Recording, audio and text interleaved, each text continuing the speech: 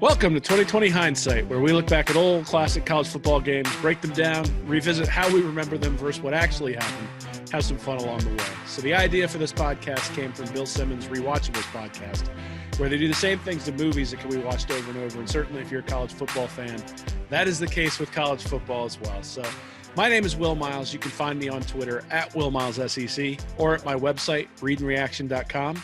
With me is co-host Nick Knudsen. You can find Nick on Twitter at Nick Knudsen FB, writing at Read and Reaction, or at his website, AmericanFootballStories.com. So, Nick, we got Alabama versus Clemson Part 2, right? We got the best two teams from the past decade in a rematch from their 2016. Saban, Dabo, Watson, Hurts. Pretty decent level of talent on the field, eh? Yeah, I know the people at home are just clamoring to see Clemson and Alabama, hear more about Clemson and Alabama. So I really just want to give the people what they want. I mean, we've only got to see them play like 4 times in the playoffs over the last 5 years here. So it's really, we got to give people what they want. They just want more Clemson and Alabama. You can't get enough. Well, after last week when you were going nuts about Ohio State and homering out, we had to sort of bring it back, dial it back a little bit, and find teams that we both hate on both sides of the ball. So, I think it's interesting because these are the best teams from the past decade, really, and you come into this game in 2017 and Clemson's still trying to prove themselves. So it was kind of fun to go back and watch and see a team where Dabo Swinney's being asked before the game, do you think you could hang with Bama? Which isn't a question that they would ask anymore. No, I mean, this was really the, hey, welcome to the big boys club, Clemson. This was your official indoctrination. After this game, I know Dabo likes to do little old Clemson and, get the, what do they call it, the Roy bus, the rest of us bus. He kept doing that last year.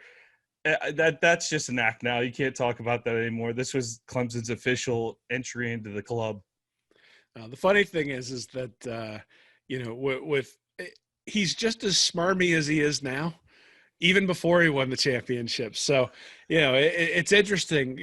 These – college football is always sort of defined by the coaches. And I'm not sure you could find 2 coaches that I look at and just go, ugh, any more than Swinney and Saban. I like Swinney. I'm a Swinney guy. I like him. He's all right. I roll my eyes when he says a few things, and certainly when he doesn't stick to football, sometimes you get a little bit all right, Dabo. But he as a coach, I love his energy on the sideline.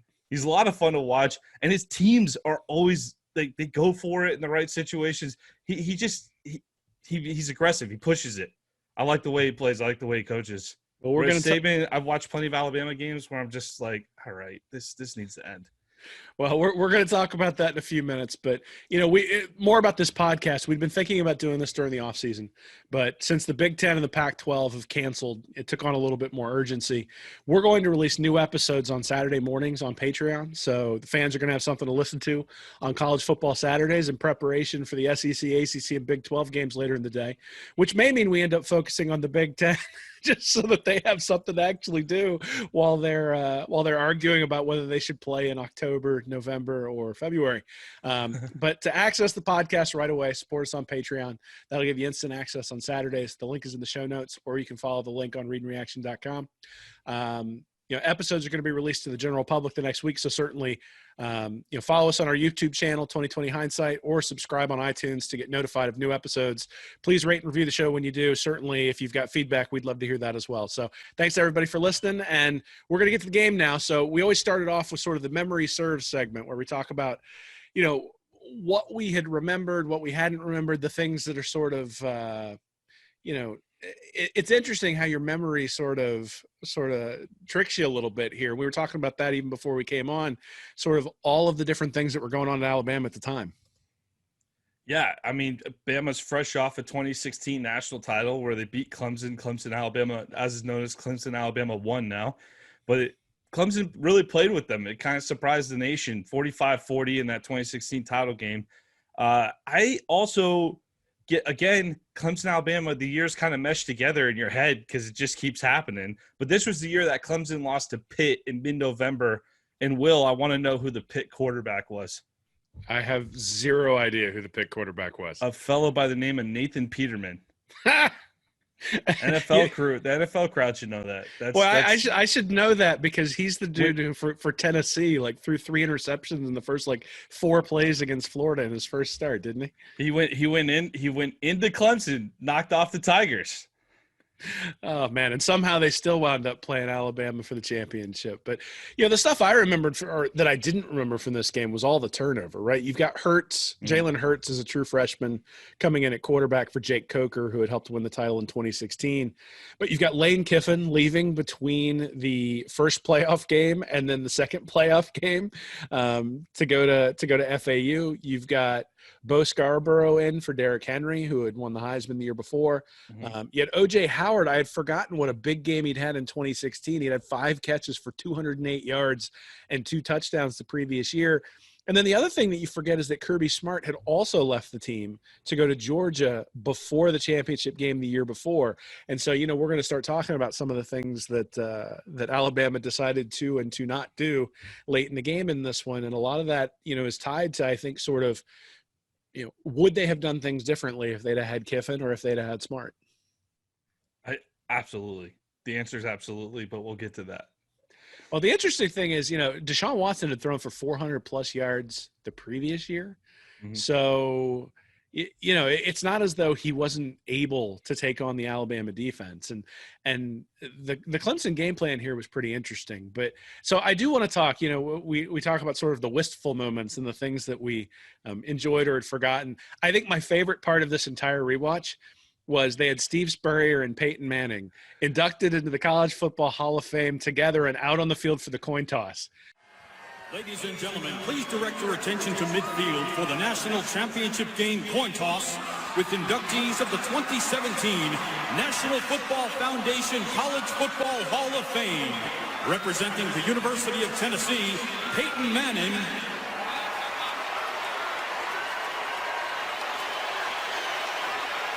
And representing Duke, Florida, and South Carolina, Coach Steve Spurrier. Tonight's referee, Mike DeFee. Honorary captains for Clemson, Taj. I'm sure Peyton Manning loved that. Well, they're sitting there and they're sort of jawing back and forth, and you could tell Manning's just like, I hate you. I hate you. And I'm sitting there thinking, did Spurrier ask him whether the national championship environment was more intense than the Citrus Bowl environment? That was all I could think of while they were standing next to each other. You can't spell citrus without UT. I love Steve Spurrier. It doesn't matter. Obviously we're both Florida homers, but man, it's so much fun to have people sort of throwing daggers and all that sort of stuff. The other thing that I sort of missed is I kind of miss Alabama having to rely on defense as opposed to the more recent Tua years and even the later Jalen Hurts years where the offenses have really been elite. It was sort of fun to go back and look at a team that, I could envision Florida actually being able to compete with. Well, even this was the year they started opening up the offense a little bit in Alabama after Nick Saban had been basically crusading against the spread offense, the up-tempo. They brought Lane Kiffin in, and they've been running that with Jalen Hurts, and he had been putting up some pretty decent numbers, but he was a little limited. But I want to go back to that coin toss real quick because I know the folks at home, they're waiting for my charts, and I got one right now. Derrick Henry, Mark Ingram coin toss from the year before. Derrick Henry was an honorary captain at the game along with Taj Boyd. And it just, I never forget this picture. I absolutely love it. Even Mark Ingram's face in the picture just looks like, are you really taking a picture of this right now? Ingram looks like an Oompa Loompa in that picture. He's just like 4 feet tall compared to Derrick Henry.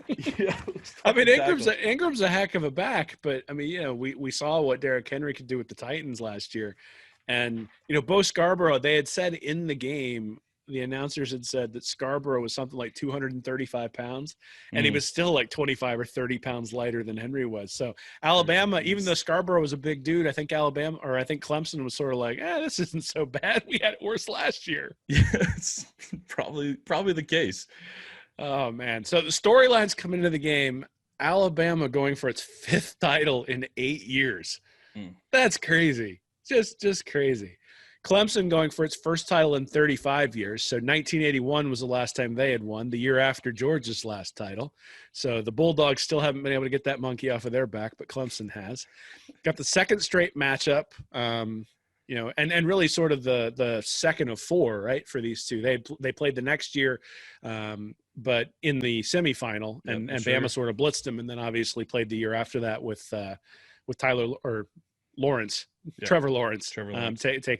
Taking out Alabama in a pretty big way. But the question here, the real storyline coming into the game was, could Clemson hang with the SEC? I mean, the SEC had won however many straight national championships at this point, and I know Auburn had lost one recently, but basically, the SEC had just been dominant, both in terms of winning national championships, winning playoff games, and even bringing guys in the NFL, that sort of stuff. So, the idea of whether a team from the ACC could hang with the SEC was something that was really an open question. But we're still in the period of just absolute Bama dominance, where now we're seeing LSU get back. We saw Auburn, LSU, and Florida at the end of the last decade kind of all take turns with Alabama. Now we're in a period right now in this 2017 title game where it's been just Bama pretty much carrying the flag for the SEC. 26-game win streak. Last loss they suffered September 2015 at home against Hugh Freeze and Ole Miss, which just seems like an eternity ago. Well, I mean, so if we get to the actual game in the first quarter, one of the things that I noticed that you wouldn't have noticed when you were watching the game at the time, but now you go back and look, and three guys up front for Clemson, they had Clellan Ferrell, Christian Wilkins, and Dexter Lawrence, all on their defensive line, all first-round NFL draft picks. They also had a couple other guys who wound up drafted into the NFL on that defensive line. So when you think about how Clemson built this team, they built it up front on the defensive line, and then they got an elite quarterback on the other side. And that's really the story about how Clemson, with less talent than Alabama, I think overall was able to hang with the tide. It's really on both sides of the ball. It's like every time they're playing, it's NFL name after NFL name. I mean, even on the Alabama offensive side, that first series is like, oh, that guy was drafted pretty high. That guy was drafted pretty high. You just keep going down the line, every single play. Oh, Calvin Ridley. Oh, okay. You're just you just keep throwing name after name out. Unbelievable the amount of NFL talent on the field in this game. Well, and you look at it and you're like, oh, that guy was drafted. He's had a great NFL career. Why wasn't he that great at Alabama? It's like, oh, because he only played for a year. Oh man. So obviously a lot of talent on there. The interesting thing I thought early on, well, there were two things I thought interesting early on. One is that it seemed like Alabama's strategy was to come out and throw the ball. And I thought that was an interesting strategy, considering that they're Alabama and that Jalen Hurts, the true freshman, is starting in the national championship game. The other thing was on Clemson's first drive, they did a lot of sort of 4 to 6 yard sort of digs and hitches and things like that. Had a lot of third and shorts. They got stopped 4th and 1 at the Bama 41, and they went for it. They didn't get it. It was a pitch to the outside. I really don't like the play call, but I love the coaching decision early on where Swinney got deep into Bama, or relatively deep into Bama territory, and said, screw it, 4th and 1, I'm going for it. They like that pitch play. They ran that a couple times, and later on with more success where Watson would fake the pitch out of the shotgun and take it up the middle. But, that one, that 4th down got absolutely blown up, but I'm with you. I like the decision. Stay aggressive, but they definitely paid for it on the opening play of the next possession. Well, I mean, so this again is one of the main offense for Alabama in this entire game was sending Jalen Hurts back to pass, having him scramble, and then gaining 30 yards and then handing it to Scarborough before Clemson had the opportunity to catch their breath. And, before you knew it, it was 7-0 Bama after Scarborough just basically blitzed through the Clemson defense to put Bama up early. Break here by Bama. They're going fast. On 1st and 15. Scarborough gets the edge. Bo Scarborough cuts it back, still rumbling all the way to the end zone. Touchdown, Bama.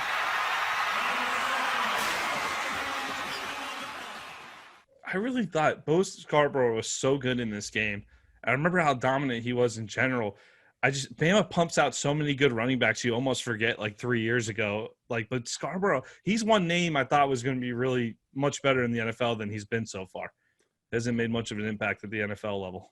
Yeah, I mean, the interesting thing is he's an interesting dude because he's kind of a tweener, where he's not as big as Derrick Henry, but he's not as fast as the guys like Damian Harris or Josh Jacobs. And so, those guys, Harris and Jacobs, have at least gotten to the NFL. Harris recently got hurt with the Patriots, but those guys have gotten some run in the NFL. And Scarborough, I'm just not sure he's fast enough in the NFL for as big as he is.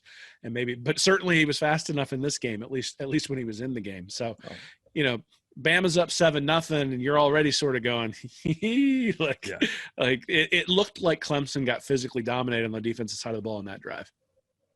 Yeah, and really Scarborough ran through a couple tackles on the way to the end zone, I believe, on that run too. But the Bama just came out. They looked like they were moving the ball, and really for much of the first quarter, Clemson was pinned back deep too. So Bama kept getting good field position in general. So the Bama offense was really in good shape most of the first half, but I think this is going to be kind of the pattern of the first half we're going to see emerge. Bama really controlled it. They really controlled it out of the gate. Clemson needed to kind of take their first couple punches before they caught their breath. Yeah, I mean, it's not even that – it's interesting because the Bama offense couldn't really move the ball that well against Clemson, but Clemson's offense was so inept, at least to start the game, that it just didn't feel like Bama was ever in danger, which is one of those interesting things. It's almost, did they not put their foot on their throat because they felt like they were in control?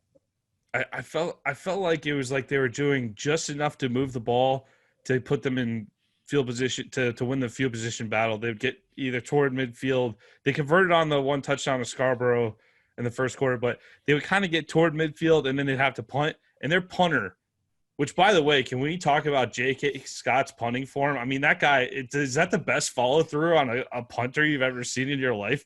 Well, he ought to have a great follow-through because it takes him 48 seconds to get the ball out.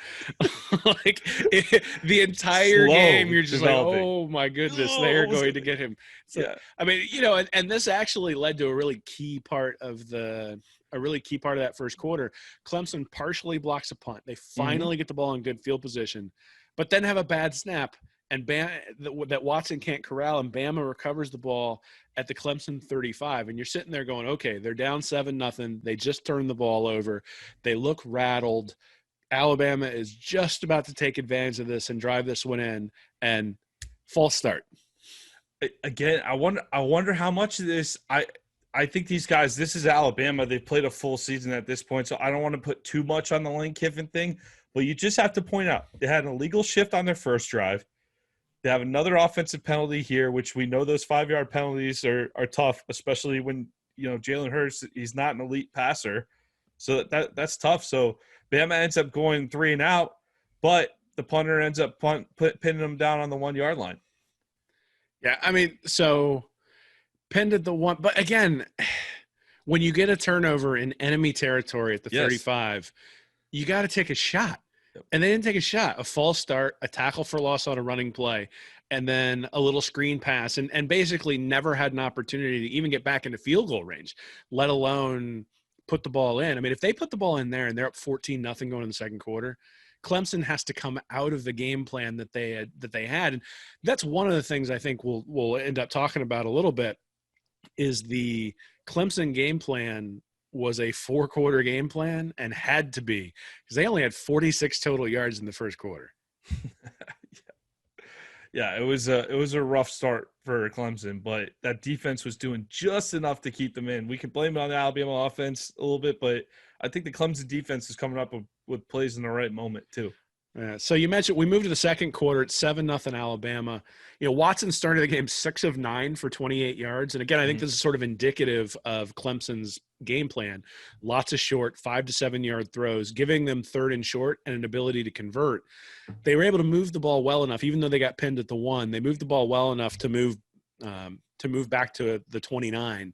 And then they had to punt back to Alabama, but at the same time, they'd sort of proven they were going to be aggressive even at their own goal line, which, again, I think is sort of indicative of the way this game went is Clemson was not afraid to take chances. I think they knew they needed to take chances and were willing to do that.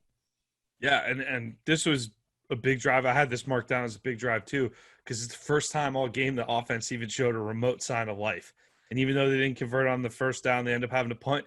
They get good enough field position where they kind of dig themselves out of the hole, put Bama back on their own 26-yard line.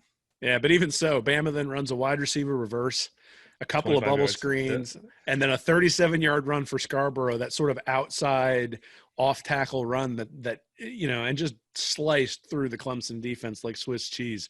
It's 14-0, 10:42 left in the second, 155 yards to 66 yards in favor of Alabama.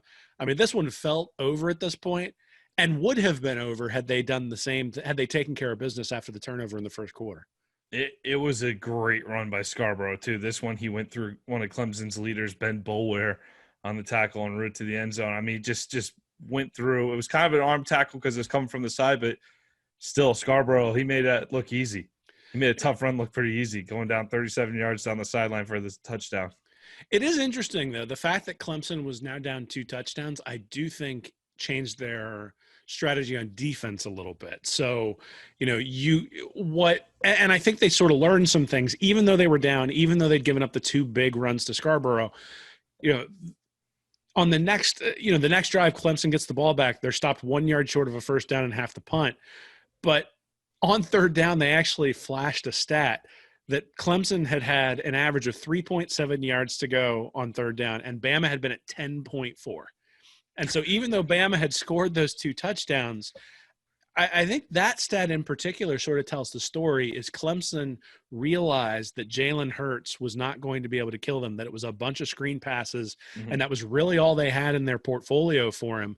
A few things where he made some bad throws. The reads were okay, but the throws were bad. And they just didn't have any fear of Hurts at all, even being down 14-0. Yeah, I think there was a drive in the second quarter where I think Herb Street even said, like, that's the longest throw he's made all night. And it was like a 8 or 9 yard throw or something like that. They were really kind of going out. It was a side-to-side game with a power running game up the middle for the most part from what we saw early on from Bama.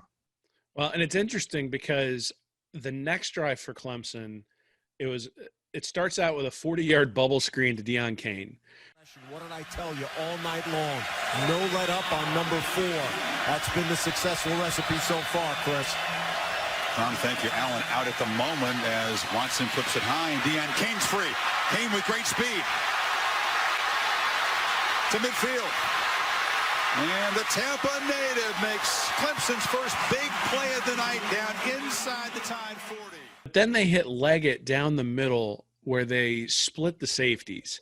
And this, I think, is sort of indicative of – so Jordan Leggett, the tight end for Clemson, this was sort of indicative of maybe some things that inform some stuff later. This was the first time that Alabama had really laid back in a zone, and they got absolutely drilled for laying back in a zone. Watson runs for a touchdown on a quarterback lead the next play. It's 14-7, and the only thing I could think as I was watching the game was that was fast.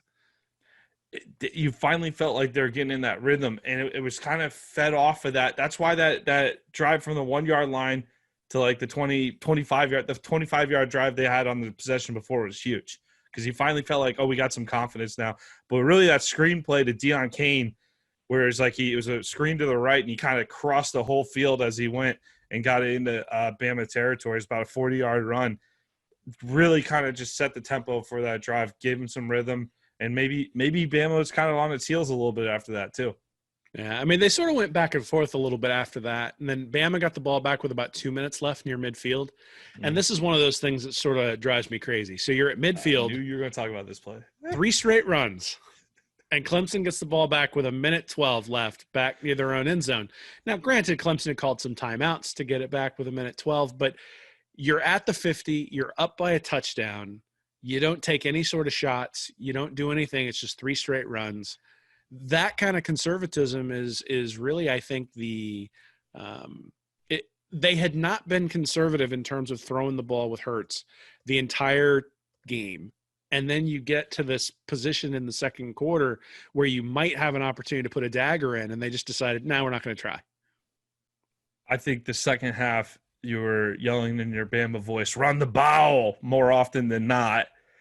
So I don't want to criticize them for running too much, because I'm going to do the opposite. I'm about to do the opposite in the second half. But on this possession in particular, I'm okay with the runs on first, second down.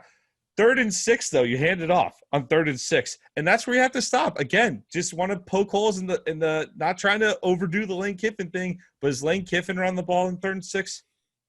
No. I don't think so. Unless Saban's telling him to, and even then he probably just turns off his headset and pretends like he doesn't hear him, which is part of the reason why those guys probably didn't get along real well. But, I mean, it was such a contrast, right? Because Dabo's calling timeouts. They get the ball back 112 near their own end zone. Watson hits Renfrow on a 3rd and long from his own end zone. He then almost throws a pick. Clemson has a false start. They're still chucking the ball. It's like they didn't get where they needed to get. They weren't able to score anything. But, again, I think this sort of shows Clemson and Dabo's mentality.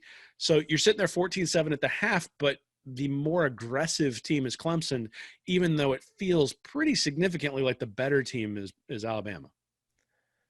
Pretty significantly is the right way to put that. I mean, they absolutely – you felt like they were very much in control in this game, and they didn't have the points to show it. That's all. I mean, this is sort of why I really do like stats, because my halftime thoughts when I wrote down here, lots of possessions. There were 8 possessions for Clemson. It was just a lot of back and forth, right? Mainly because Alabama, other than their 2 scoring drives, was almost always 3 and out. Then Clemson actually outgained Alabama 203 to 183. So remember, early on, it was 155 yards to 66 yards with 10:42 left in the second. And now you're at 203, 183 coming into the half. So Clemson basically dominated from 10 minutes on. Hurts only has 40 passing yards. It's pretty clear that Alabama doesn't trust him. Sark's still throwing a lot. They don't trust him to throw beyond the line of scrimmage, but Sark is throwing on first down a lot. Then he has to follow up with the run, and so there's lots of 3rd and longs, and they were 2 of 8 on 3rd down. We call that the Nussmeier around Gainesville, because that was always the thing, play action pass and throw it out of bounds, and then have to run on 2nd to make sure we're not behind the chains, and then it always ended up being 3rd and 9. But all that said, I expected Alabama to pull away in the second half when I was watching this live. Like, you look at the stats and you go, Clemson's actually in this one. But the way the half felt, you're like, oh, Alabama's going to win this by 50. Yeah, it didn't feel close. I mean, but Clemson's defense, they really get a lot of credit for keeping them in it. They give up a few first downs and stop them, type of thing. So they were letting them move a little bit, but they just kept them. I think most of the first half, Clemson was just pinned deep in their own territory. And that's what they started. Those last couple drives really kind of started clicking a little bit. But I had the same note about Sarkisian not asking Hurts to throw the ball downfield much. And really the best thing going for the Bama offense is Bo Scarborough. Just keep feeding Bo in that second half. Watson was mostly held under wraps. I know he had some nice stats, but toward the end. But I think that was mostly a product of those 2 drives. And you saw a lot of Wayne Gallman on the Clemson side too on offense. Yeah, well, that almost cost him the game there to start out the 3rd quarter, because Alabama forces a fumble on the opening drive. Ryan Anderson, the defensive end for the Tide, just pulls the ball right out of Gallman's hands and then recovers it, starts running towards the end zone. I think it was Renfrow sort of got him by the shoe, pulls him down at the 15. So the Tide have the ball at the 15, and what happens? False start. Left tackle Cam Robinson, false start. Again, you've mentioned already Kiffin being gone, Sarkisian in. They end up little key moments like that. Well, and they end up settling for a field goal, so they get 3 points. But they never had a shot at a first down. They took a shot in the end zone where it was a horrible overthrow, and then you're sitting there 3rd and 15, and basically Clemson gave him 9 or 10 yards on the throw, but it was never in doubt that they were it wasn't a route to get the first down. It was a route to make sure the field goal was successful. So, to go from 14-7 ahead, completely turning the tables at the 15, looking like you're about to put them away, to it just being 17-7. Again, if you're a Clemson fan, I think you're sort of breathing a sigh of relief when it's 17-7. That's one of those where you're just like, I can't believe they let us off the hook again.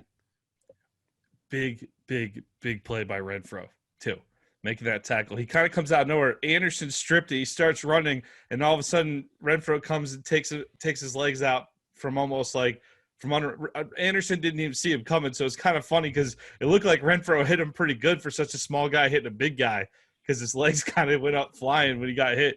But Renfrow, man, huge play. We talked about the Miami-Ohio State Fiesta Bowl last week. I would almost put this on the level of Maurice Clarett stripping Sean Taylor on that interception out of the end zone. I mean, this is such a key play. Bama scores his touchdown, goes up 21-7. we're looking at a different game.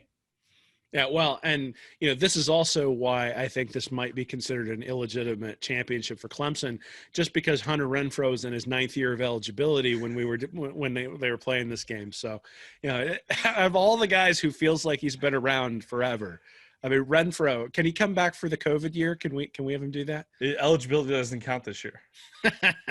So, I mean, again, it's interesting because even in the third quarter, even down 17-7, and this is part of why that Renfrow play was so important, even down 17-7, Clemson continues to sort of nickel and dime their way down the field. They get to a point where they're 4th and 1 and there's a pooch punt. This is the first time I thought Dabo didn't go for it when he should have. But it works out because coming the other direction, Bama shacks a punt. Your favorite kicker, J.K. Scott. I think this is a big what if, because that guy won. Didn't he win didn't he win all the trophies and all the awards for being the best kicker in the country? And you're like, the guy never kicks. He plays for Alabama. How do you win the? It's because of that form. You just have to see it a couple times. Well, I mean, the form worked great when he kicked it out of bounds at the 40, at his own 40, which again, I mentioned earlier hitting Leggett over the middle when Alabama played zone. Here, Renfrow, he hits him over the middle. They had deep safeties. It was really an interesting play because it looked like a really good read by Watson. One of the safeties came up after the snap, so they really weren't in a deep zone. But that safety wound up picking off the DB who was in man coverage, and all of a sudden Renfrow's running free, a really nice throw from Watson, and all of a sudden it's 17-14. Tigers need 6 on 3rd down. Safeties are split. Try to hit the middle of the field. Yep, Watson sees that. Renfrow's got it. Cuts back and scores. Clemson coming back. Yeah, just a little route over the middle. He breaks one tackle and he darts to the end zone straight through. You just felt like he was going to get caught the whole time. Oh, he's breaking. Okay. And then all of a sudden he's there. But I did on this drive, I made a note. Watson ran up the middle at one point. He took a ball out of shotgun. He ran straight up the middle. And I remember I was a bit nervous watching it. And you look back now, and I know everybody looks at the draft now and goes, how did they pass on Watson? The Bears and Trubisky get a ton of crap for that pick and everything, and obviously they should. But watching this, I kind of remember what the knocks on him were going into the draft, where you just look at him. He looks like he's a guy who's going to get – the way he plays, he's going to get injured inevitably. That's kind of the way he looks. I mean, he's certainly no Mitchell Trubisky, that's for sure. He's not, and I think we all can agree on that. Well, again, I'm saying, like, I kind of remember the concerns around him watching that game because I almost like held my breath when he ran up the middle. I was like, oh, careful, dude. Yeah, it is funny. I think this is also part of why it's important to follow the statistics rather than just necessarily looking at the eye test, because Deshaun Watson, he was not Taj Boyd. Right. He was a much, much better passer than Taj Boyd was. Taj Boyd was a very good passer, but, from the standpoint of, averaged 10.7 yards. So Watson averaged 10.7 yards per attempt his freshman year, 8.4 in 2015 and 7.9 in 2016. So certainly sort of regressing in the passing game, but part of that was just because he had so many more attempts. But, running was a big part of his game. He ran for 1,100 yards his sophomore year, and then 629 the year they win the title. So a little bit more careful that third year, but you're right. I think he's not somebody who absolutely wows you with his arm strength, but one of the things I would say is one of the most impressive throws he threw was when he hit Renfrow right at the end of the first half out of his own end zone. And he was willing to throw that ball up there. And the willingness and the anticipation is something that I think you see on tape and go, okay, that'll probably translate. And it certainly has. Yeah, absolutely. But that's what I mean. And I'm one who believes in Watson. I think he deserves that contract he just got from Houston. Absolutely love his game in the NFL, but you kind of watch it. That's why people were down, like, a little bit worried about him. That's why. Well, speaking of high NFL draft picks, Jalen Hurts at this point, 8 of 20 for 49 yards, and he's 7 of 11 for 40 yards to his left. So he's 1 of 9 for anything not going to the left side of the defense, and that was a little bubble screen to the right-hand side. Roll Tide. Man, he finally makes an excellent throw over the middle on 3rd and long. Again, 3rd and long, because they threw a bubble screen and then they ran it on 2nd down. And there was an excellent throw over the middle on 3rd and long, but the tight end drops it.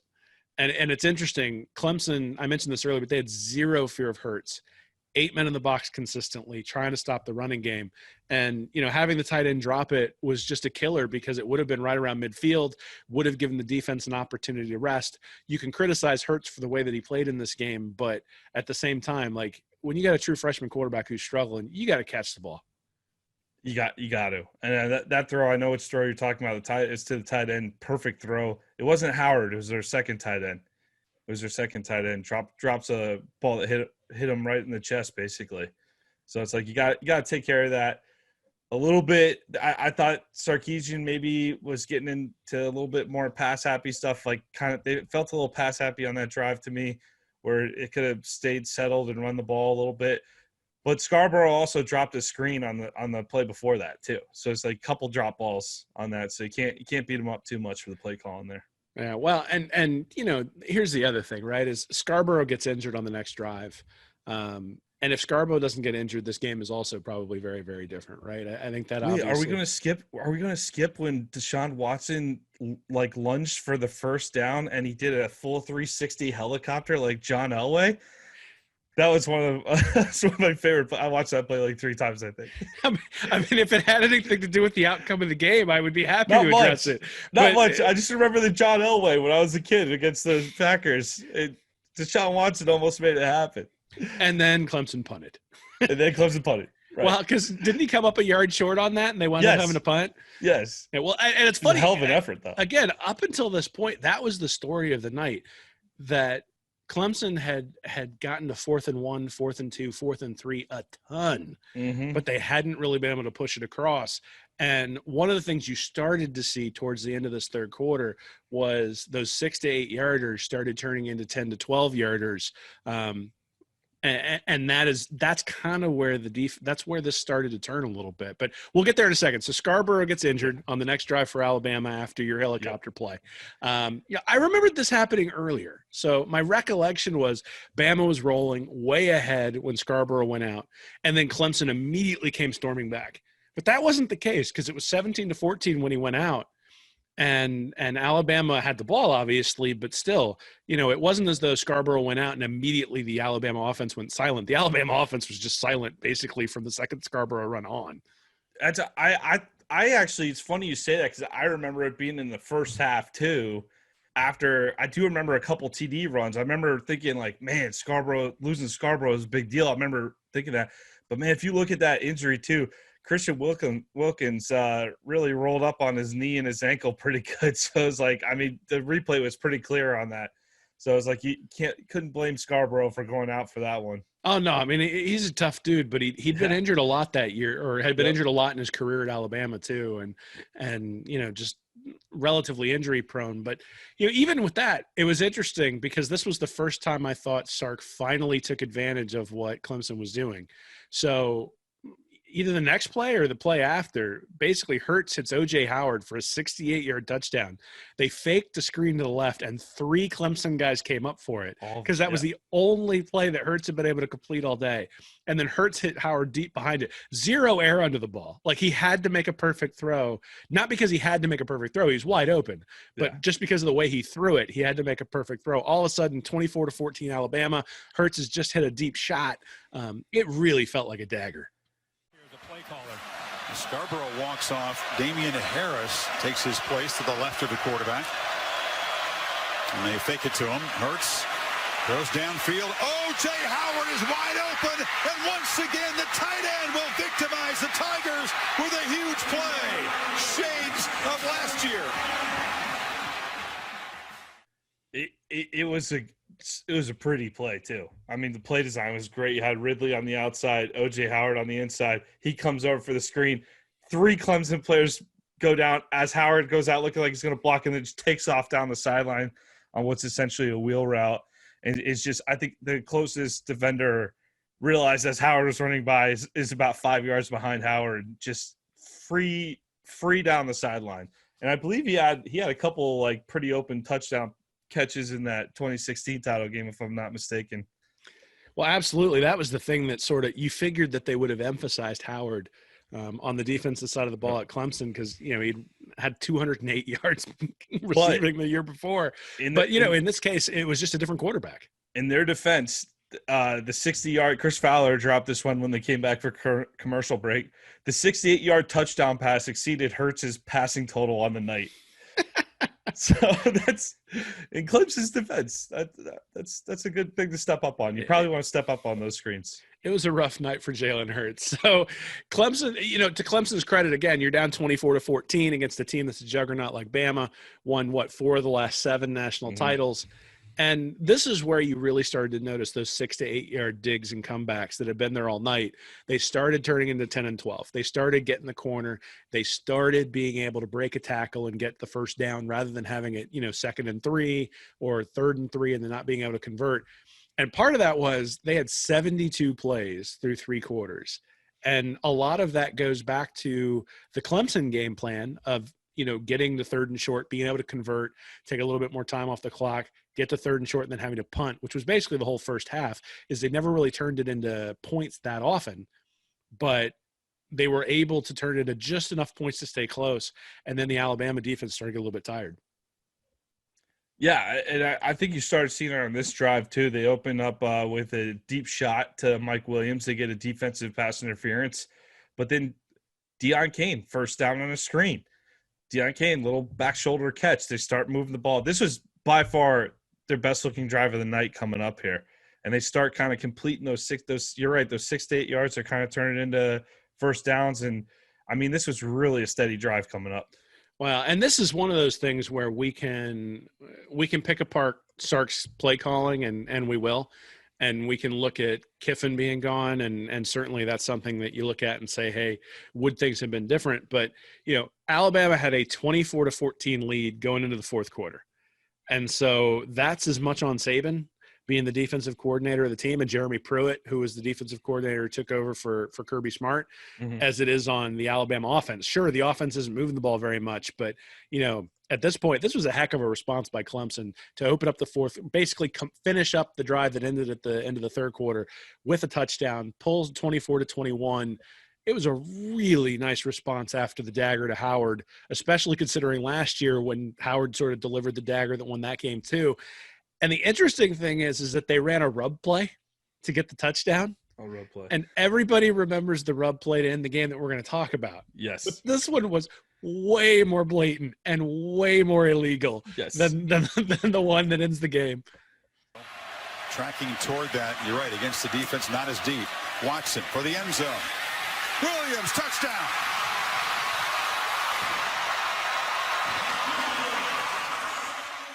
I had this starred, highlighted, and underlined to talk about this touchdown pass. So it's 1st and goal. They had 1st and goal. They ran it on 1st and goal. It sets up 2nd and goal from the 4-yard line. You had Mike Williams lined up in the slot to the right. Jordan Leggett was lined up to the outside. Leggett takes his man and literally just drives to the inside as Williams goes under and is wide open because Leggett takes out his man, by the way, Minka Fitzpatrick, 1st-round draft pick, and runs him into Marlon Humphrey, Williams' man, another damn good defensive back out of Alabama. And they basically both collide. Watson just lost the ball up for an easy touchdown to Williams. It was a clear pick play. It wasn't called. I mean, even Herbstreit started the replay by saying, watch Jordan Leggett, Chris, on a pick or a screen. And coming back, Fowler joked it's a pick or a rub depending on if you're the defensive or offensive guy, right? But Saban's on the sideline full on where's my flag? So I thought it was a pretty clear pick play. Oh man, was it ever? Alabama fans are they've had too much success to complain too much, but no one feels bad. But if you're going to complain about anything in this game, that's the one I'd complain about. Is that should have been 15 yards, should have driven them back. And again, you go back to, would they have done things differently on defense? But clearly they wouldn't, because they didn't learn from the play. Because one of the things, they got burned a couple of times on zone defenses with 2 deep safeties. But beyond that, they were bringing pressure all night. and they were in man-to-man all night, and they were daring Clemson to beat them.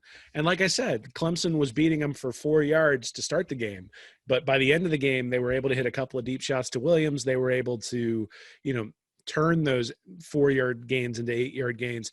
It is interesting how your memory fails you, though. Like, I remember Clemson going up and down the field with ease, and that wasn't remotely the case. These were drives where they earned it because Watson for the game only averaged 7.5 yards per attempt, even though he had 420 yards. Clemson only ran for 91 yards, and 43 of that was Watson.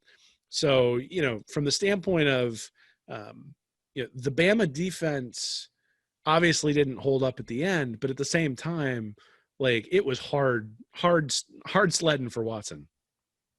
Well, I think the thing that you said earlier, too, this was a hell of a response to that O.J. Howard touchdown. I mean, this drive couldn't have been any better timed.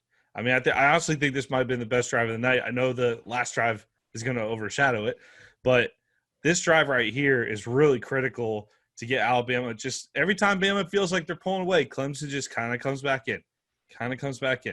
And the pick play, the thing that's especially interesting with the pick play too is Jordan Leggett actually just kind of stood up after. He was kind of like, hey. It was the basketball player who fouls somebody and then holds up his hands like to tell the referee he didn't do it. If I'm a ref and I see someone do this, that's odd. I didn't even see what you did. I just saw you doing this. So you did something. I mean, look, we talked about pass interference last week with Ohio State and Miami. If you're going to call that one, you got to call this one. Did we? Well, you're not supposed to call them in championship games, so Hurricane fans can rest easy. The officials got this right. Well, they're probably UAB's playing Miami tonight, so hopefully they're behind again. But so Bama gets the ball back. They have the ball after the Clemson touchdown, get to midfield. And that I think is one of the things that really was frustrating about this game if you're an Alabama fan. So you get to midfield, a couple of nice plays, you're starting to move the ball. First down, Bama attempts to throw. Yeah. Hurts ends up running because he ran on a bunch of plays that were supposed to be that were designed passes. Then they run on second down with Harris. They're at 3rd and 4. They throw again, and Hurts loses 2 yards to midfield. And I'm just sort of curious, if you're 3rd and 4 and Hurts has struggled as much as he has, is this a place where you just run the ball twice, right? That if your strategy at the end of the half, when you wanted to burn the clock and you didn't trust your quarterback, once you get to midfield, even 2 runs, you have the opportunity to pin them deep with a punt. I just, like, normally I favor aggressiveness, but Alabama hadn't been aggressive the entire game.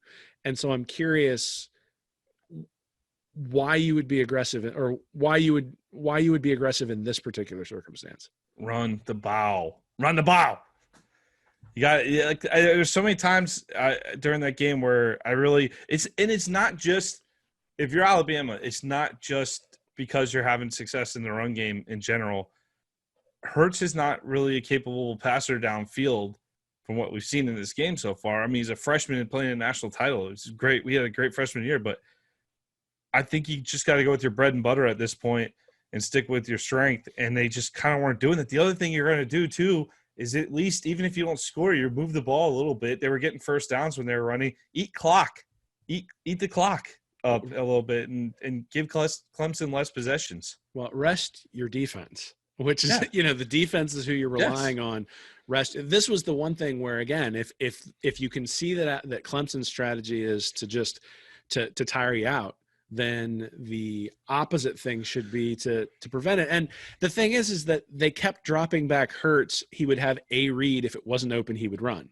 Mm-hmm. And you look at his stats, you go, okay, Hurts had 10 rushes for 63 yards, but he had a 30-yard run in the first half, and he had a 30-yard run that's coming up.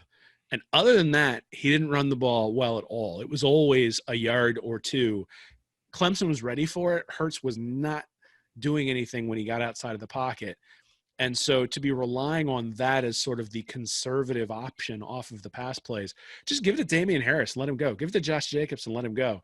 Like, you got 5-star guys all over the offensive line. I don't feel like they stressed the Clemson defense trying to run the ball after the Scarborough touchdown that made it 14-0. Jacobs and Harris had 7 combined carries in the game. Josh Jacobs and Damian Harris had 7 combined carries in this game. Well, and 7 for 40. right? Yeah. It wasn't like they were 7 for 12. 7 Yeah. rushes for 40 yards. Yes. Same thing. Ardarius Stewart had 1 for 25. Hurts was 10 for 63, and Scarborough was 16 for 93. So you can talk about Scarborough going out of the game, but at the end of the day, it's not as though he was any more effective than the other two guys from a yards per carry perspective. Yeah, he hit the 37-yarder, and Harrison Jacobs only had 13-yarders. But, if you're getting 4 or 5, and it's funny because early in the game, Alabama got like 4 yards on a run. And Herbstreit was like, they call that a win. When you get to when you get to 2nd and 6, that's a win. They weren't in 2nd and 6 the entire freaking game because they threw the ball on first down so much. Do you think losing Scarborough, though, even though statistically same effect, do you think losing Scarborough, though, maybe they didn't have the same comfort level with Jacobs or Harris? My guess would be yes if you're only giving them 7 carries. I mean, maybe, but I also look at it, I don't necessarily feel like their game plan was to have Hurts throw early, even in the first half. And so they didn't go away from that game plan. I just don't like the game plan. So back to Lane Kiffin being gone here. I recall this drive ending. This was the 3rd and 11 where they dumped it off to O.J. Howard, and Lawrence made the shoestring tackle before the punt. Do you remember that play where O.J. Howard awkwardly jumped up and grabbed the screen pass? Or it definitely was intended for Harris, but like Howard was just standing right next to him, and like he jumped up and grabbed the ball out of the air. It looked completely disorganized. And that's back to like, but he takes it, he turns, and because the blocking was so effective for the offensive line, he actually would have gotten the first down had Lawrence not come through and made an incredible shoestring tackle. But it was a really weird play. Both Chris and Kirk called it out in the game, but you got to look at that. Hey, is this a Lane Kiffin effect? Like, is this happening if Kiffin's in the game, or did Sark make some confusing call and O.J. Howard got confused, or who knows? Well, so I have a couple of thoughts there. One is that O.J. Howard has to know that that's a screen to the running back. The fact that the tight end thinks it's a tight end screen and the running back thinks it's a running back screen, that kind of miscommunication, yeah, that might be a Kiffin to Sarkisian Kiffin to Sarkisian issue. At the same time, like, I don't know that you can blame Sark for it just because it was a nice play call. Like, it was open at that point. Yeah. When they tried it, they actually did, I think, convert the first down to get to midfield after that play, and then they weren't able to move it any further from there. So, again, I think that I hesitate to criticize the offense too much in most circumstances, just because they had the lead almost the entire game. But one of the things that you do when you have the lead and an elite defense is you usually protect the defense.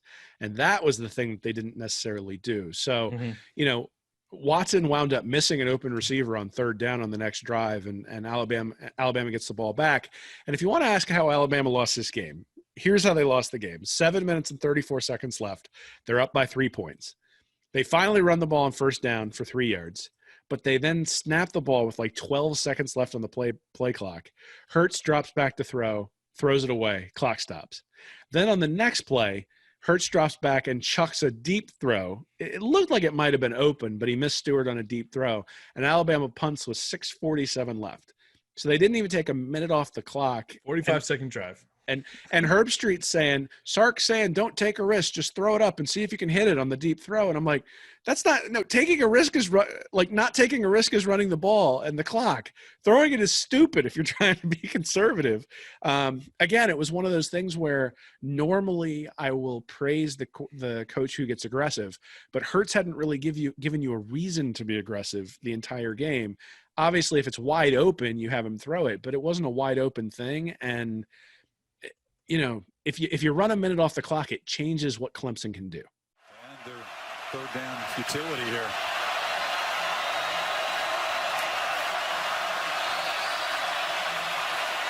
Looking deep for Stewart. Once again, he shoots it over the head of the receiver. Had no chance to make a play. Yeah, it's just throwing it and hoping. But it's safe. You got a 3-point lead. Under 7 minutes to go. You got a defense you believe in. That's Steve Sarkisian saying, you know what? Let's not lose the game. Let's not take a chance. Yeah, I mean, you definitely got to run the first 2 downs there just for the clock alone. Not to mention you've had success with it, but chew up the clock, trust your defense in this situation. I think they were close to midfield, if I'm not mistaken, on this. So you have a chance to pin Clemson deep. For the most part, your defense has been doing pretty well in that situation. So why not at least, if you're not going to score anyway, try to at least milk the clock a little bit. We always talk about being aggressive. They certainly were aggressive. It just didn't work out for them.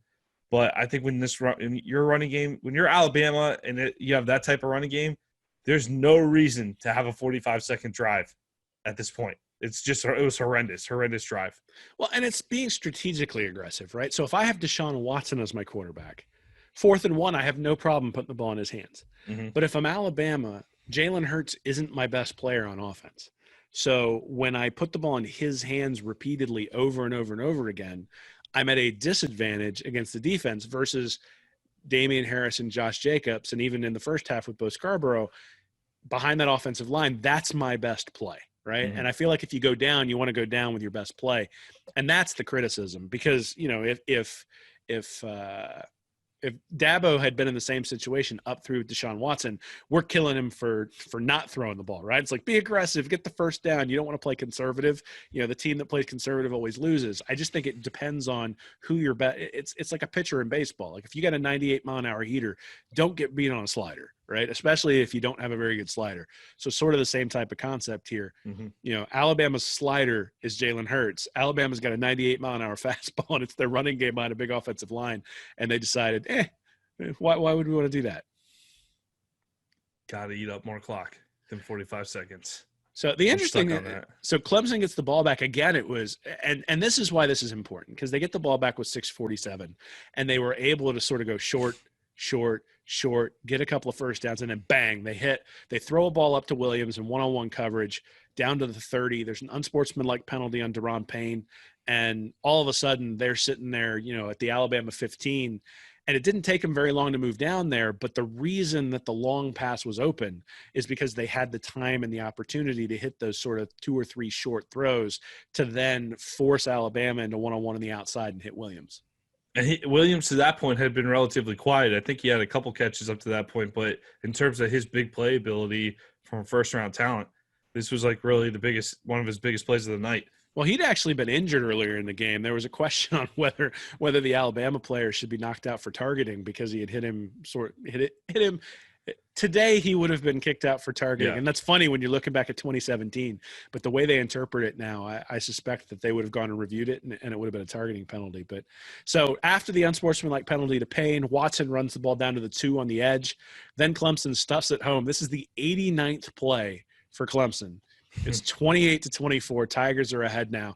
And now you got Fowler going, Alabama's best laid plans out the window. You play conservative, you rely on the defense. Can't do that anymore. I'm like, they haven't done that the whole game.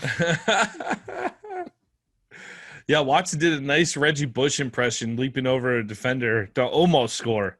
It would have been Reggie Bush impression if he did score, but he got knocked out at the 1. Gallman took it in easily to put the Tigers up 28-24. 4:38 left in the game. And I think if you're an Alabama fan, you're just looking around going, how are we losing right now? I'm stunned. I would have been stunned. Here's how they were losing. Clemson was leading in first downs 17-3 in the second half at this point. Oof. I mean, basically Alabama had not done anything on offense, but also hadn't run any clock on offense either, which meant that they just kept giving the ball back to Clemson. And Clemson was not – I mentioned it earlier. They weren't incredibly effective on offense. They had so many chances that eventually they were able to deliver a few times. And on a per play basis, they didn't get a whole lot of yards, but overall they were up over 500 yards for the entire game. Yeah. And like you said, those drives, I mean, you've seen how many drives they're putting together kind of back to back now, whereas like that Clemson engine, the engine took a while to get started. And we're seeing it kind of go back to back to back at this point. So Alabama gets the ball back after Clemson's up 28-24. They throw on first down. Jalen Hurts throws it away. You're freaking Alabama. Run the freaking ball. That's all I wrote down at that point. And the bow. Then they throw a screen pass to the left for a loss. Boulware, the middle linebacker for Clemson, is reading the offense based on the motion, and he knows what's coming. And this, again, I think we've kept going back to it, the Sark versus Kiffin. But you compare that to Clemson. I remember there was one play where they had like 6 different motions that went on trying to throw Bama off balance. And Bama did a really nice job of dealing with the motion, but there was none of that for Alabama. Very limited motion. Clemson kind of knew what was coming. And now you're sitting there 3rd and 16. It really looks bad for Alabama. Throws and screens, reads the formation down in distance, there to blow the play up. Down and distance is ugly. They need 3rd and 16. They failed on 11 straight 3rd down plays. Hurts running out of time. Running to create some space. Lobs it back across to Ardarius Stewart, who comes back, makes a catch, but he's a yard short of the marker at the 41. What's Saban do here? It does, and Jalen Hurts at this point rolls out, and he lofts an absolute prayer over the middle. And I believe Stewart came down with the ball over the middle, but just a yard short of the first down. Totally ill-advised throw, completely improvised, not at all on the play call. Just a roll to the right, and hey, I think I can hit that. Just kind of chuck it up. It wasn't even like a low throw to the guy who was open. He was covered. He just went up and got it over the middle and completely bailed Hurts out. Well, it's funny too, because that makes it 4th and 1, and we've been yelling at them for not running the ball the entire time. It's 4th and 1. Clemson has all their guys up front, and Alabama absolutely blows Clemson off the ball. And Damian Harris runs for 5 yards for a first down, and you're just sitting there going, easy. They had 5 yards every time they wanted it. Yep. When they ran the ball, if they just would have gone heavy in that second half, and they just never decided to do it. And the interesting thing is and this is where Sark got all the shine in this game. The next play they call a backward pass, so a lateral that looks like a pass from Hurts to Ardarius Stewart, and then throws it to O.J. Howard to the Clemson 30 for 24 yards. And all of a sudden, you're sitting there 3rd and 16. Hurts is running out of the pocket, completely desperate, throws it back across his body. You're like, oh, that's going to be picked. And all of a sudden it's 1st and 10 at the Clemson 30 with 3 minutes left. Look, Saban and Alabama, you never count them out until they're absolutely done. So it's like, even though it's 3rd and 16, you're still watching it like you just feel something coming still. And even if it was the luckiest play to throw the ball up in the middle of the field, it doesn't matter. That you just know they're going to get some kind of break like that. So then to have a well-placed ball, I thought Stewart threw a pretty good pass to Howard.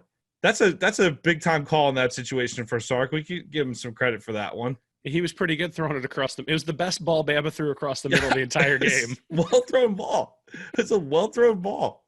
So at the next play, they're sitting at the 30-yard line. Hurts scrambles, nearly falls, but recovers and weaves his way through the Clemson defenders, breaks a tackle, and just takes it right in the end zone. And there's a little over 2 minutes left. And the freshman quarterback, after having a pretty rough day through the year, comes through on the ground, Will. Yeah, I mean, again, I don't think you can put this game on Hurts. I think you look at it and say he did enough to have them ahead, and I think the game plan was kind of crappy. And I think Clemson defense is obviously pretty good. But you get the big play to Howard for the touchdown earlier, the dagger. You get the big run from Hurts. You get the 2 big runs from Scarborough. Like, they got big explosive plays to score touchdowns. The issue with Alabama wasn't that they couldn't get the big play. The issue with Alabama is they couldn't get a couple of first downs when they needed it at a few other drives where it was just like, all right, we're going to give our defense a little bit of a blow. And that's really what you saw in the last drive when Clemson got the ball back. I mean, so Alabama had the ball with 4:38 at the start of the drive. Hurts scores. There was 2:07 left. Clemson gets the ball back. And again, it was sort of that short bang, right? Alabama kept bringing pressure on every play. They decided they were not going to play zone. And it was an interesting strategy and one that didn't necessarily work out for them. I mean, you have to think as a Bama fan, our freshman quarterback redeems himself, puts us up with 2:07 to play. The national title with 2 minutes left is in the hands of Saban and his defense. We got this. So whatever he's calling, you're probably like, it's fine. We'll figure it out. We'll get it eventually. And that's the thing, is that I do think that I get extraordinarily upset when people play prevent defense late, and you're up by a field goal, right? Because it's 31-28. And so I don't think you should sit back and play a zone until they hit a big throw to Williams, one-on-one to the Bama 40. Physical fatigue for Bama. Can they tough it out and still contain and pressure number 4? Get after him and not give him time to throw. They bring pressure, but it's picked up. And Williams down the sideline makes another big catch. He beat Avery. And the Tigers threaten again. And Bama's still bringing pressure. They run a little weird hook and lateral on a screen pass. I've never seen anything like it, for about 5 yards. So now you're sitting there. It's 3rd and 3 with 30 seconds left. Clemson's kind of letting the clock run. The time management for Clemson was just awful. They blew a full minute on 2 plays. Well, and they had timeouts, right? It wasn't like they didn't have 2 timeouts. Yeah. It's funny because had this gone the wrong way for Clemson, I'm not sure Swinney would have been able to come back to South Carolina because the time management was just awful. But Alabama, even at that point, 3rd and 3, 30 seconds left, they're letting the clock down. They hit Renfrow for a first down with 19 seconds left. Bama's still blitzing. They hit Leggett inside the 10 with 14 seconds left. Bama blitzed again. They finally rush 4 with a spy. It's incomplete with 9 seconds left. Like, it feels like this is the time you want to play coverage, because you know Deshaun Watson, he has shown an ability to beat the blitz. You want to stay out of one-on-one coverage once you get down to a point where the field goal is a certainty. I think before the field goal is a certainty, I can understand going after him, trying to either drive him out of field goal range or trying to prevent him from getting into field goal range in the first place. But this is one of those where bend but don't break seems like the right call to make. I agree with you strategically, but when Minkah Fitzpatrick and Marlon Humphrey are in your defensive backfield, you probably have some confidence in those guys. And they've come through for you time and time again all year for your coach Saban. And I think that it was just maybe that was the decision. Hey, we're gonna go mano a mano and try this thing out. Like we should make this. We should make these plays. I believe in our guys. We're gonna make these plays. And when you win 4 out of 7 national titles, you kind of have the confidence to go out there and do that. You're not going to get too conservative. Yeah, but Deshaun Watson's a little bit different than whoever played for Texas after they knocked out Colt McCoy, right? like it's just a different kind of environment there. And so the next play, there's a pass interference there again in man-to-man coverage. Pass interference puts the ball at the 2. And this is one of those cases where the Alabama defensive back got beat, right? He got beat and he grabbed. It's a good call. No doubt this is a good call. And, 6 seconds left, all of a sudden the ball's at the 2. I don't think you should be calling pass interferences this late in the national championship game. I've been very consistent about that opinion throughout this entire podcast, and that's dedicated to all my Miami Hurricane fans out there. So, clear pass interference, good call. 1st and goal from the 2-yard line. Again, this is one of those things that I think is interesting to put into perspective. Nobody remembers. 6 seconds left, first down. They have time for 2 plays, and they should have time for 4, at least. Yes. This is something where even the Miami game we went over last time, Miami got to 4th down because they were able to manage the time when they got down here. This was a complete mismanagement of the time. But again, Alabama's in man-to-man, basically the same rub route, just this time it's Renfrow who ends up being the one going to the outside, gets the touchdown, and now it's 35-31 Clemson with 1 second left. And you do wonder if they'd have sat in zone, would they have run out 6 seconds? Would they have been able to stop it? Yeah, you got to think that Watson might have held the ball if he didn't see Renfrow, because Renfrow was wide open from the get-go. So Watson released it right away, and there was still 1 second on the clock. You got to think if Watson doesn't see an open guy, he's holding it, and he's trying to make some magic with his feet. And I don't think they're getting another play. I think that's the last play either way. Well, this goes back to your mano-a-mano thing, which is that it was obvious from the formation that Alabama was in man. Yeah. And very clearly that rub play was Clemson's man beater. And, the reality is unless you get the pass interference call, that play should be a touchdown every time. We actually saw it last week when we were talking about Clemson-Miami. Ken Dorsey, Miami runs almost the exact same play against Ohio State, and Dorsey just misses it.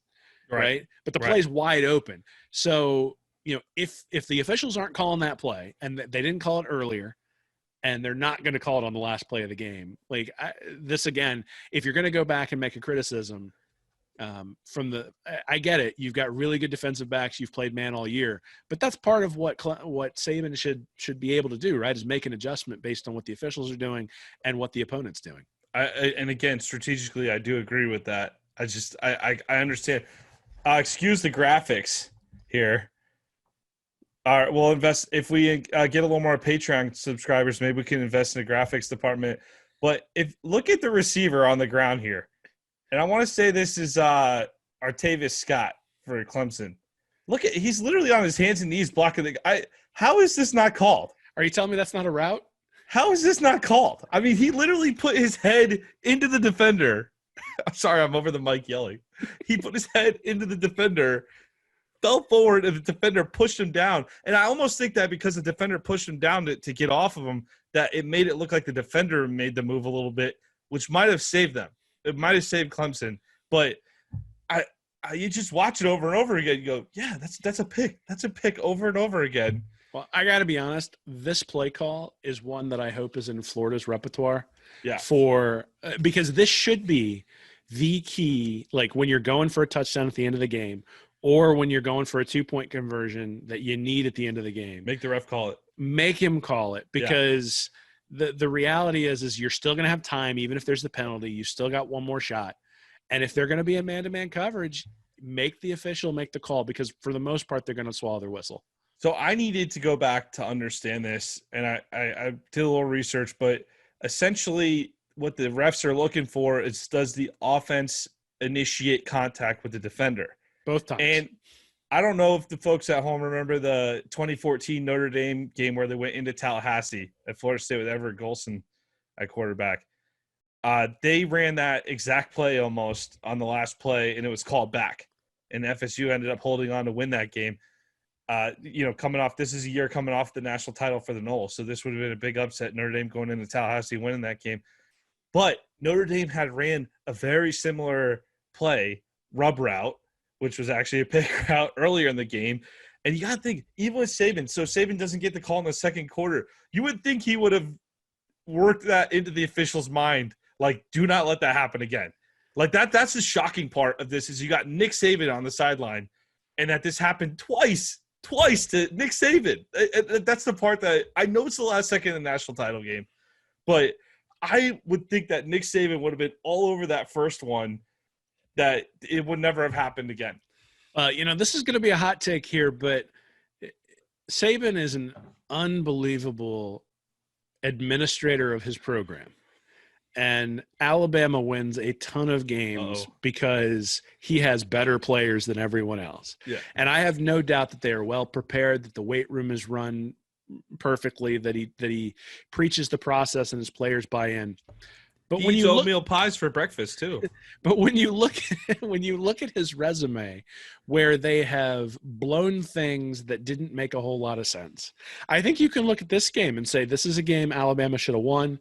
I think you can go back and look at the kick six against Auburn and say that's a game Alabama should have won. I think you can look at the Cam Newton game against Auburn and say that's a game that they should have won.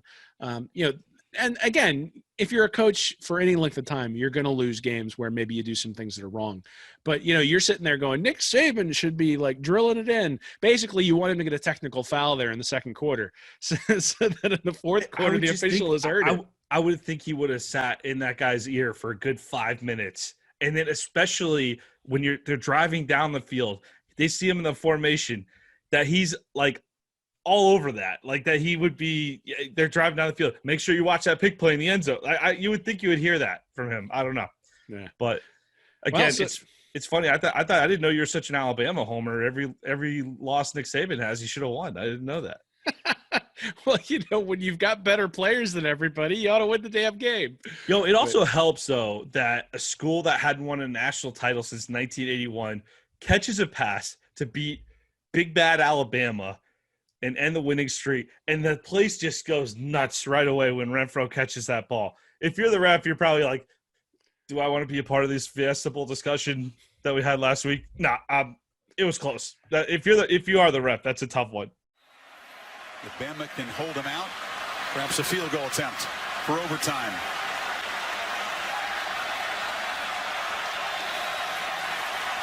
Watson. Touchdown!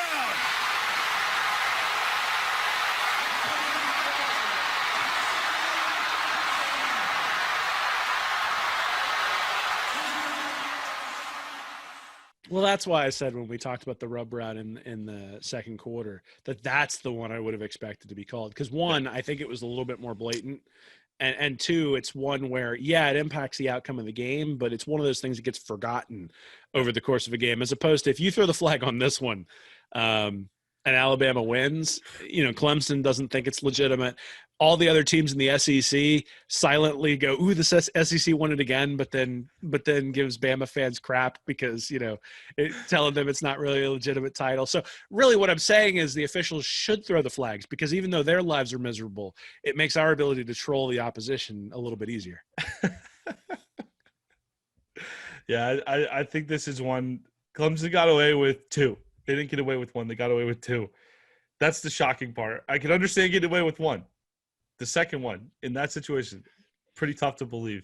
But good for the Tigers and good for Dabo. Absolutely. So Clemson wins 35-31. The main takeaways I took from this one, the clock management by Clemson on the final drive was absolutely awful and completely gets forgotten, because if everything hadn't gone right and Bama wins this game, I think Dabo gets crucified for the clock management there at the end. I think the Scarborough injury didn't cost Alabama the game. I don't even think Sarkisian lost them the game. I think just a comedy of errors cost them the game. And some of that might be Sark, but you got a 24-14 lead going into the fourth quarter. You got to win the game. We picked on Sark in the offense all night, but Sark in the offense put Alabama ahead with 2 minutes to win the national title. They put it on their defense. I think that's a great performance overall for being thrown into the mix like that for Sarkisian overall. I know the mistakes were there. Probably a different story if Lane Kiffin's around. Have to think that's a different game if Lane Kiffin's calling it, but difficult situation all the way around. Alabama kind of did it to itself a little bit, and I think Sarkisian and Hurts, they came up big when needed, right? So Bama finishes with 32 passes and 34 rushes, but that doesn't include a bunch of the Hurts runs that were broken pass plays. So really, they threw the ball more than they ran it. I think that's the criticism if you go and look at Sark is, they just – and they were doing that before Scarborough went out. And that's why time of possession was 35-25 in Clemson's favor. The Tigers had 99 plays in the game compared to 66 for the Tide, and the defense just got worn out in the end. And that's all fair. That's all fair what you're saying. But it was 31-27, the most important statistic, with 2 minutes left in the game. Sark and the freshmen, they did what they needed to do to get the job done, and those guys were on the sideline when Clemson ended up winning the game. Yeah, so as ugly as it was at times, they did say, hey, we put us in the spot to win. Well, and Bama should have won this game, right? 14-0.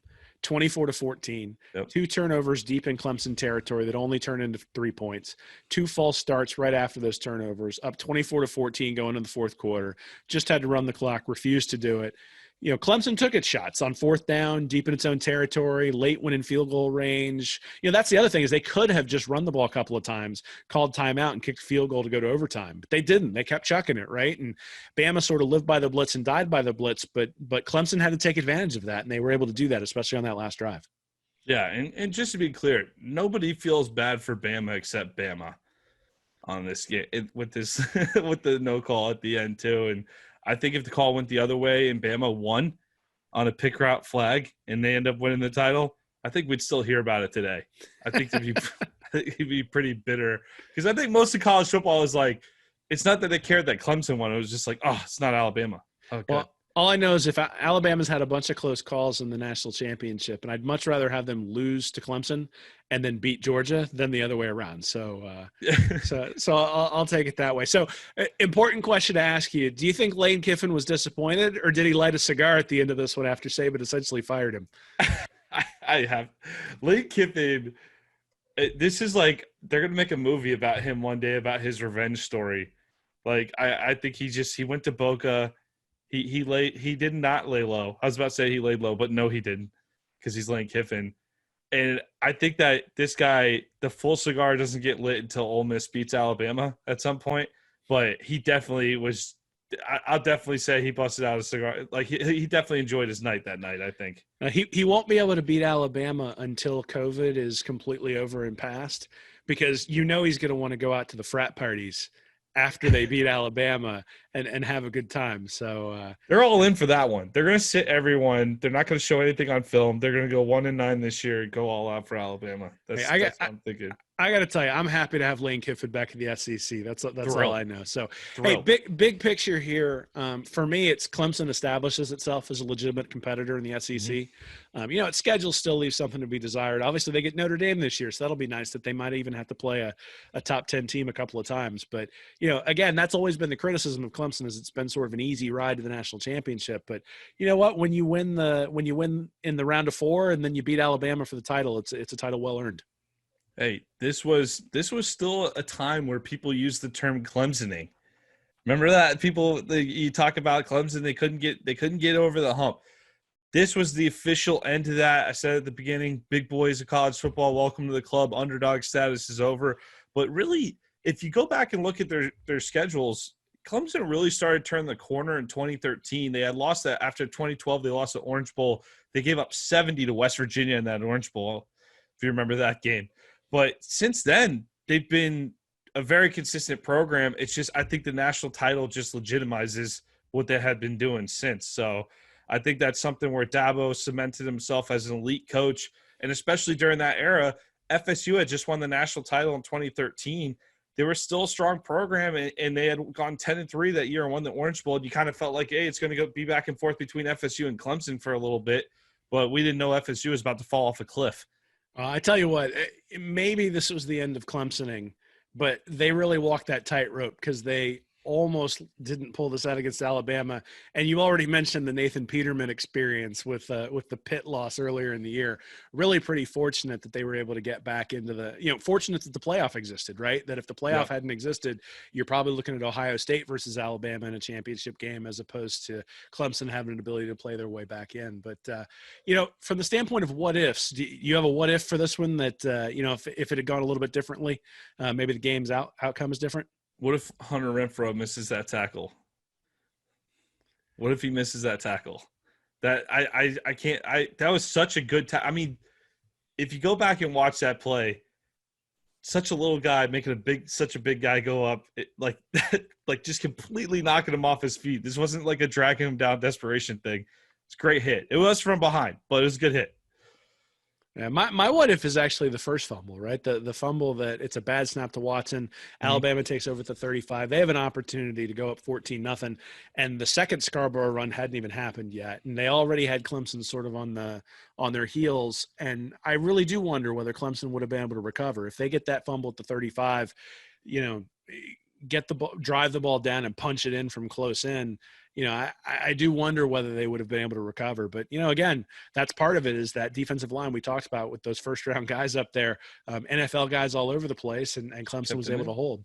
Yeah, so the Urban Meyer indigestion moment of the game, sponsored by Papa John's. So, Papa John's, call us up. We need you to sponsor us. But obviously the throw to Renfrow for a touchdown. But actually for me, it was the 3rd and 16 when Hurts completes the miracle. Yeah. He runs for the touchdown. I thought Bama had escaped. And that 3rd and 16 was something where you're like, he hasn't completed a ball past the line of scrimmage other than the throw to Howard pretty much all game. You figured the game, what's Alabama going to do? You almost wondered if they had a backup quarterback or something they could bring in to throw it on 3rd and 16. And all of a sudden gets it to 4th and 1. Alabama converts it and then ahead and makes this into a classic, when maybe it would have just been something that we went, Alabama lost. I was too stunned to have indigestion in that moment. I still can't believe that play when you watch it over and over again. But we're on the same drive though, Will, because my indigestion moment of the game, brought to you by Papa John's, is when Hurts ran it in for the touchdown to put the tie up late, because I think everyone was feeling it at that point. Clemson's offense had been clicking, so Bama fans got to be a little nervous. The Clemson fans are nervous. The neutral people are nervous. So I think that was my moment where I was like, you're just on the edge of your seat for that last Clemson drive. Yeah, so the Gary Danielson, how long until you mute the commentators award? Who you got here? I think you and I have a little bit of a disagreement here. I am a huge fan of Kirk Herbstreit and Chris Fowler.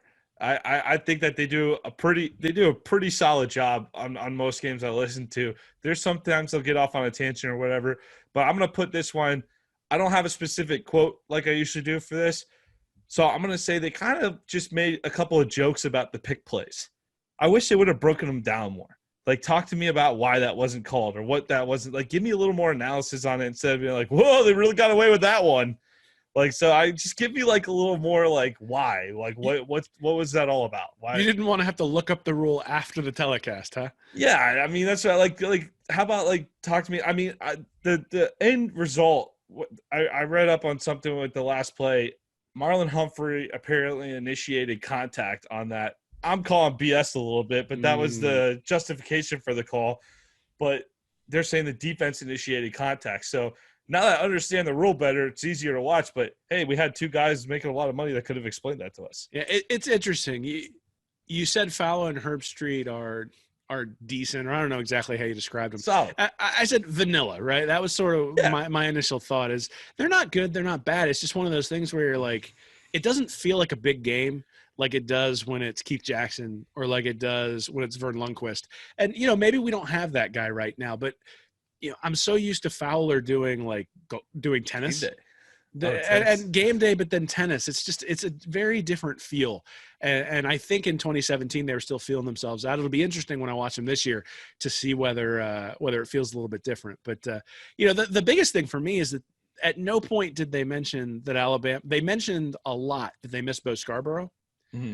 But they didn't at any point really criticize Alabama for any of their play calling, particularly late when they didn't run any clock. They just completely glossed over it. And that was one of those where it's like, hey, like I know that you need the interviews with Saban and he's going to be there for the next decade, but hey guys, you got to actually tell us what's going on in this one. Relationships are real.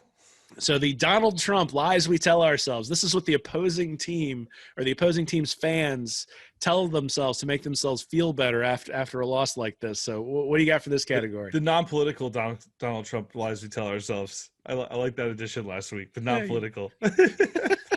Hey, whatever, man. Can't have the MAGA people reaching out or the Biden supporters. So anyway, so the lies we tell ourselves. What's dynasty? What's the dynasty is dead. Good run, Saban. Good run, Saban. I like every loss. It's just like, well, they can't handle a scrambling quarterback. It's a scrambling quarter. It's just like the dynasty. No, it's not. The dynasty will be dead when Nick Saban's gone. They're in the hunt until further notice. They're just too talented. I feel like he's still going to haunt his successor. Like he'll show up around the facility after he retires and just be like, you're not running the process right. And it'll still be like a machine that he's set up to just run. Like there'll be like a Nick Saban robot or something that they install as the head coach. I picture like Nick Saban being the first ghost to be like, leave me alone. Just like, he doesn't haunt us. He's just here. Like, he's not bothering me. Just don't talk to him. Don't make eye contact. But just leave me alone. He'll haunt you if you make eye contact. Yeah. As long as you leave him alone, he doesn't mind. Yeah, he's totally okay. I wouldn't call him a friendly ghost per se, but like, he's over there. He's an indifferent ghost. He's watching up. He's an indifferent ghost. Nick Saban, the indifferent ghost. So my lies we tell ourselves, Bama fans, the game would have been different if Saban hadn't run off Kiffin prior to the game. I think that's one of the things they go back to. And certainly we talked a lot about Kiffin and Sarkisian, but, you're up 24-14 going in the fourth quarter. This one's on Saban. This one ain't on Kiffin. And, you got to win that one. So the Alan Covert Award, that's the guy one of the guys who's one of Adam Sandler's friends in all of his movies. But one of the guys you don't actually know who Alan Covert is, other than maybe you follow him on Twitter and realize that he is a Trump supporter. But so who's your guy that maybe you didn't remember, or you didn't remember how good he was, or, he was just – it was one of those guys where you think back in this game, and obviously Deshaun Watson stands out, but who do you remember that was just great or great in this game that you didn't really remember that way going in? I'm almost a little ashamed of my pick now because we spent so much time talking about him, but I picked up on this watching him. But Bo Scarborough was so good. He was so good in this game. I mean, and I really kind of went toward him because he hasn't had that NFL career, similar to like where I felt like Trent Richardson would have been a great NFL back. Like, these guys at Bama that just crush it. They go in the NFL and they're kind of like they don't get to make it. But, man, Scarborough just looked completely dominant. And when he left the game, it just felt like a little bit of momentum shift. But you said statistically, not that much different, just great running backs. And we look behind him, and it's just Damian Harris and Josh Jacobs. No big deal. So, yeah, I think they were fine on the running back department, but it just losing him, that was kind of it just felt a little bit of a blow for the Bama offense, but he was great when he was in. Absolutely. My guy, it's interesting. Scarborough, obviously not not a household name maybe, but a guy you remember if you watch the game or if you watched Alabama. Same thing for me. I say Mike Williams. He had 98 catches in 2016. Herb Street kept calling him the best receiver in the country. I barely remember the guy, right? Like I remember Hunter Renfrow. I remember Deshaun Watson. I remember Boulware at middle linebacker, right? I don't remember Mike Williams, and he was an enormous part of winning this game. I mean, Renfrow caught a bunch of balls for 96 yards, but those were the little short things we've been talking about the whole game.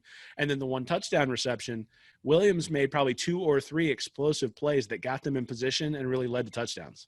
Yeah, I honestly thought I was going to end up picking Ben Boulware when I started watching this because I had an idea. I just remember him being so boisterous after the game. Just remember, and he had some big plays in the game too, but yeah, it just didn't impact the game like some of these other guys. Yeah, so Clemson wins this one 35-31. Next time, this one's for the children of the corn. So Nebraska fans and players should enjoy this one because there certainly isn't any Husker football to watch right now. But we're going to go back and review Missouri, Nebraska, 1997. The play I saw on the line today known as the Immaculate Deflection. I had never heard that before. But, the game that both preserved and cost Nebraska the 1997 national championship, depending upon which poll you were looking at. So Tom Osborne's last ride should be fun, Nick. Quarterback Scott Frost, Matt Davidson, forever a Husker legend, making the catch. Hey, Scott Frost winning a real national championship. That should be fun. Half of one. So that's co-host Nick Knudsen. You can find Nick on Twitter at Nick KnudsenFB, writing at Read and Reaction, or at his website, AmericanFootballStories.com. My name is Will Miles. You can find me on Twitter at WillMilesSEC or at my website, ReadandReaction.com. Remember to like and subscribe on YouTube, leave iTunes reviews, support us on Patreon if you're able by following the link in the show notes. This has been 2020 Hindsight. See you next time.